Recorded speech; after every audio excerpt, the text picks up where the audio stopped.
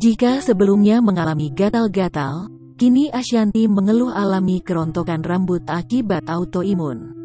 Tak cuma sehelai dua helai, rambut rontok Ashanti ini ternyata cukup banyak.